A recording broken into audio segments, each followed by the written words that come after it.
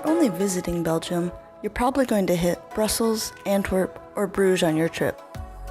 If you have a bit more time, the locals will suggest you also see Ghent for a more true Belgian experience.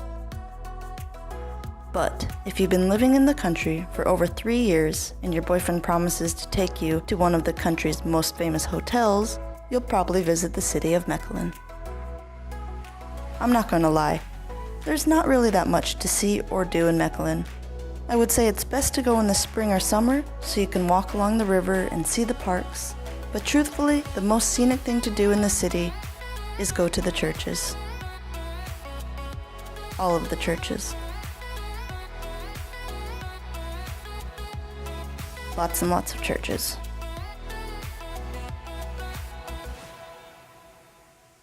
In fact, the famous hotel we stayed in was originally a church. Martin's Patershof is a 4-star hotel that opened its doors in 2009 but began as a church for the friar miners in the 1200s. The group was driven out of the city in the 1800s, but the building remained mostly intact throughout the years.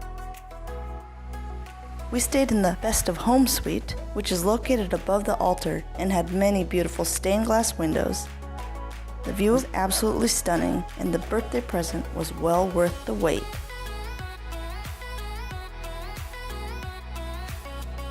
My favorite thing about Mechelen, however, has to be the nickname it received from people outside of the city. A resident of Mechelen is known as a Mannenblusser, which literally translates to moon extinguisher or moon firefighter. They got this nickname because back in 1687, the town gathered in the middle of the night with buckets of water because the St. Rumbold's tower was on fire. Turns out the fire was actually just the reflection of the moon in the fog.